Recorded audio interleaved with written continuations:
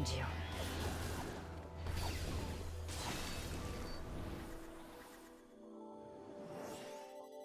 I've got enough death for everyone.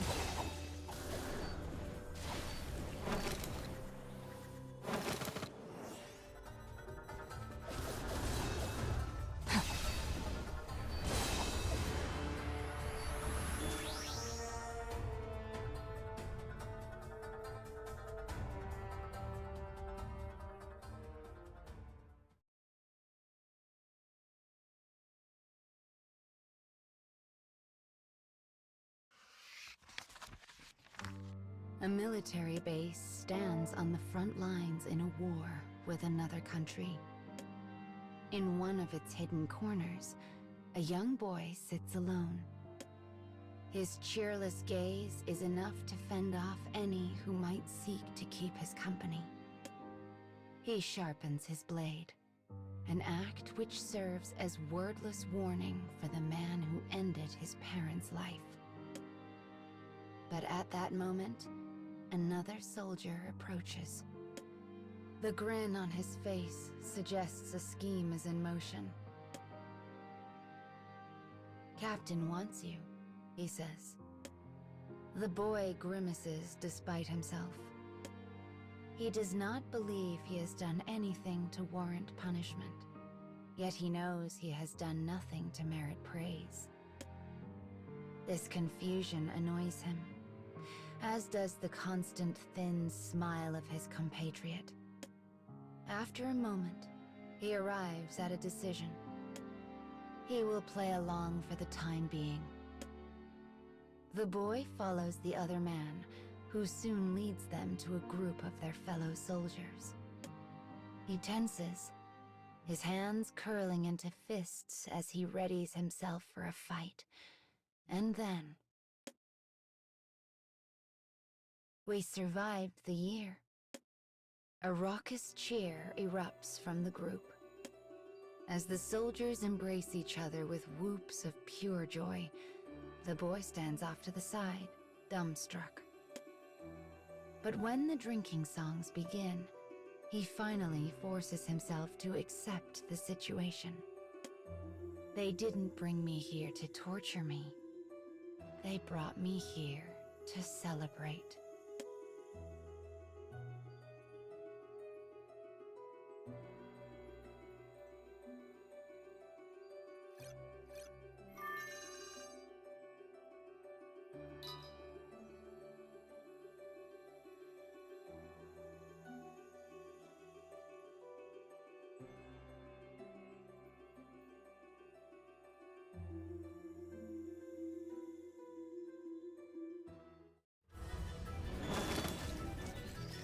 Found you.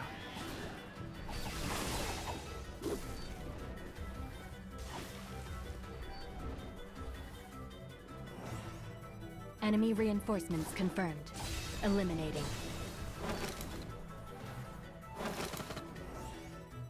What? More?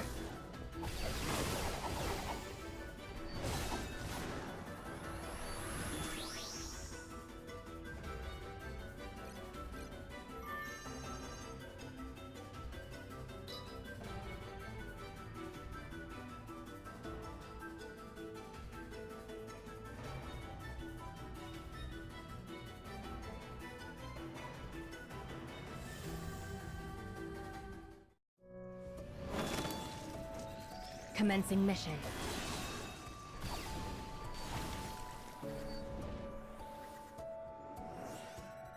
What? More?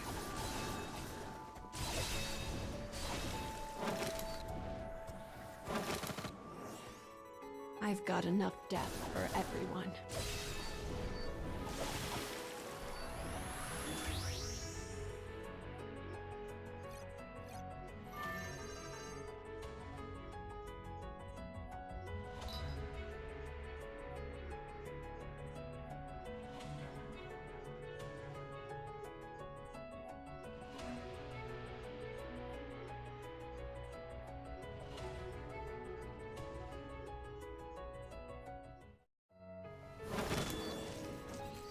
I'll cut down everything in my way.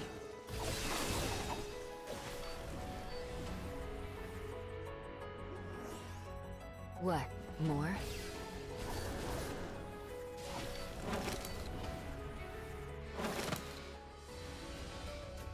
Enemy reinforcements confirmed. Eliminating.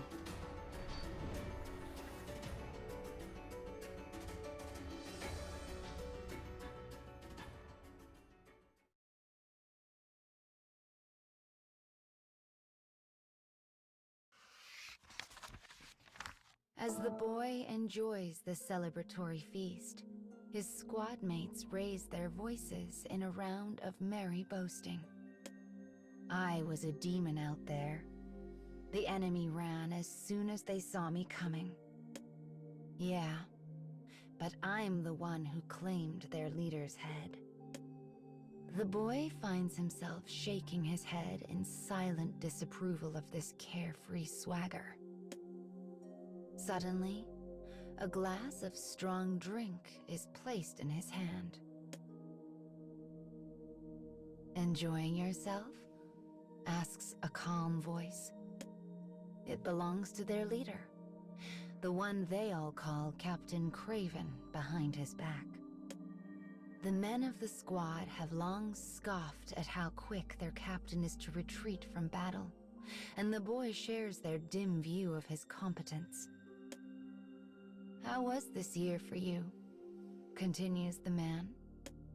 Though the questions are meant as the easiest of small talk, they lay as stones on the boy's heart. For despite an entire year of searching, the object of his revenge remains as distant as when he began. Thinking of this, shame suddenly pierces his chest like a bullet, and he absently tosses the cup aside. The crisp shattering of glass brings the hall to silence. Thick, red liquid slowly pools across the ground. It reminds him of his parents. Ignoring the captain, ignoring his companions, the boy bolts up from his seat and flees the hall.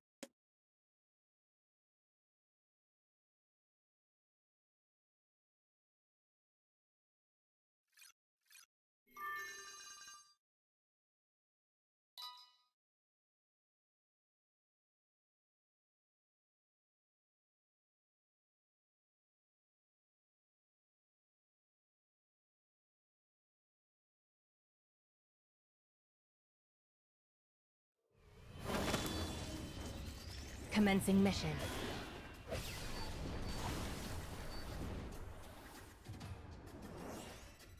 What, more?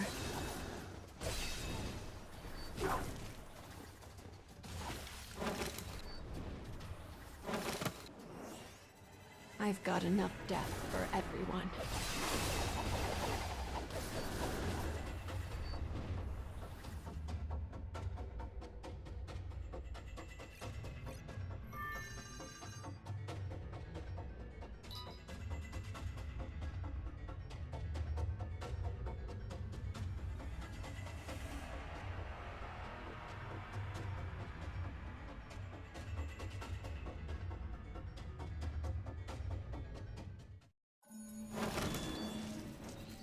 Commencing mission.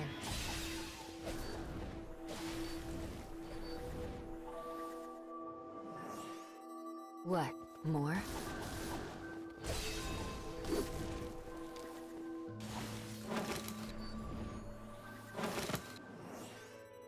I've got enough death for everyone.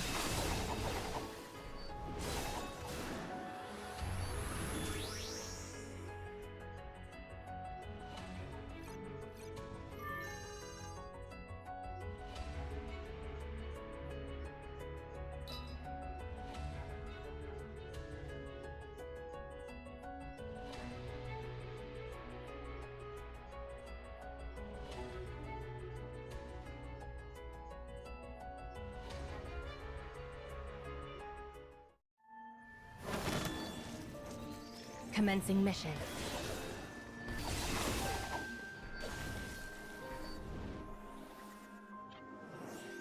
What, more?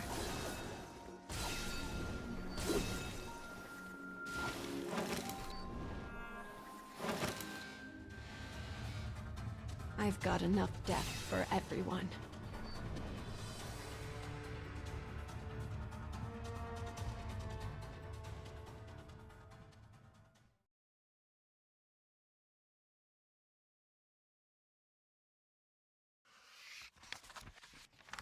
When the boy finally stops running, he finds himself in an unremarkable spot some distance from camp.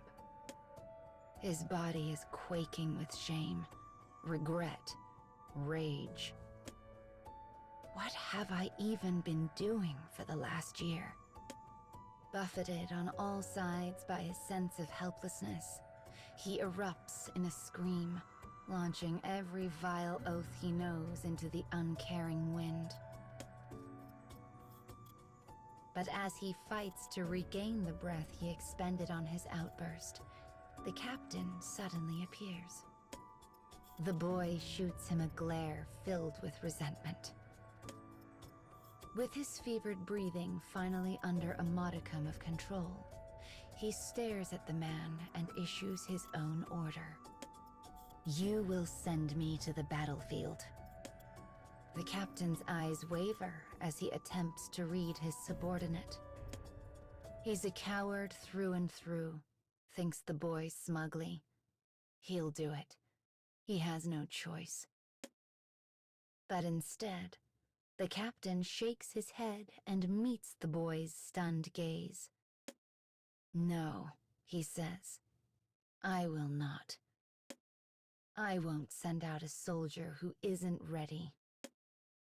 The boy's brow furrows with a mixture of doubt and surprise. But the captain continues, almost as if trying to provoke him. Your worries control you. You know that, right? And if that doesn't change, you will fail. The words are a jagged thorn in the boy's very soul.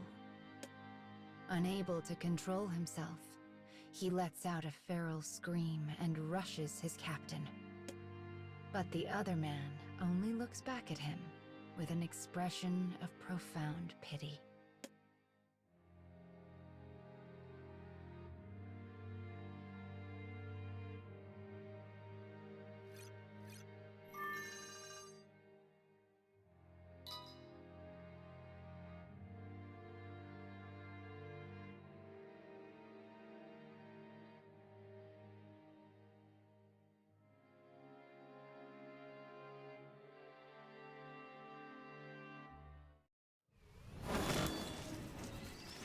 Found you.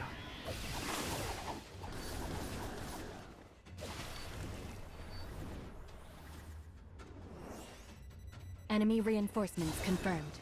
Eliminating.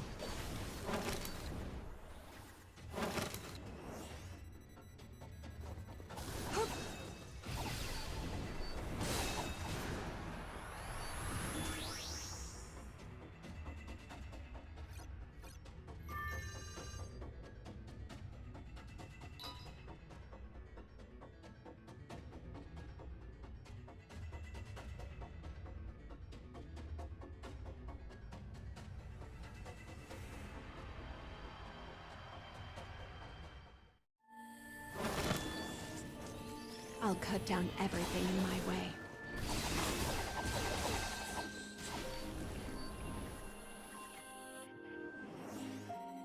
Enemy reinforcements confirmed.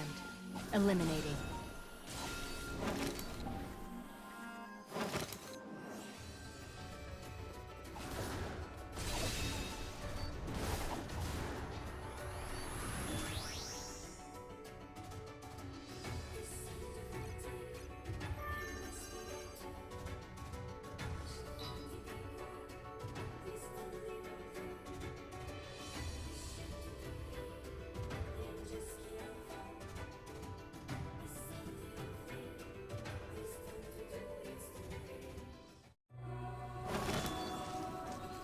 I'll cut down everything in my way.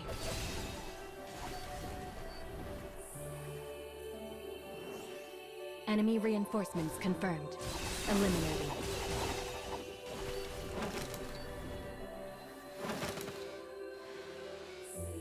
What, more?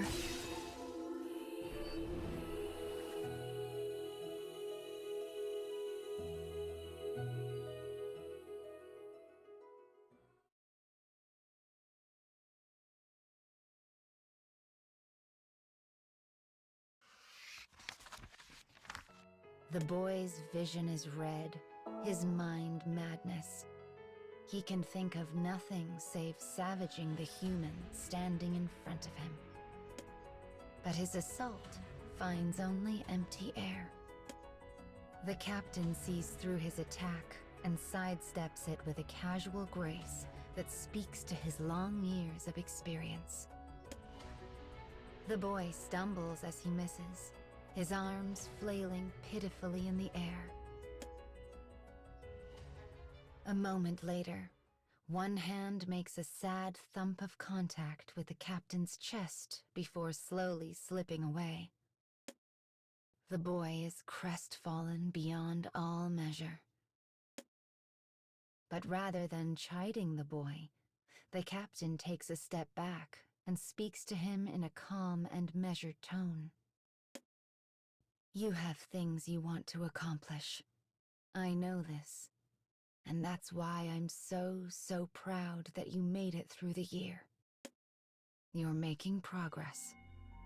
And if you can just manage to stay alive, I know you'll do great things. The boy stares back at him, stunned. The past year, the same one he had written off as a failure not a minute before, was now being acknowledged as a rousing success. Confused, the boy spins on a heel and begins to walk away, but the captain calls after him. We'll celebrate next year, too. The boy continues walking, muttering a single word. Whatever. And yet, the rage he so clearly felt does not hang so heavily on him now. It's as if clouds have parted ever so slightly on the turbulent storm of his heart. He finds this feeling to be terrifying.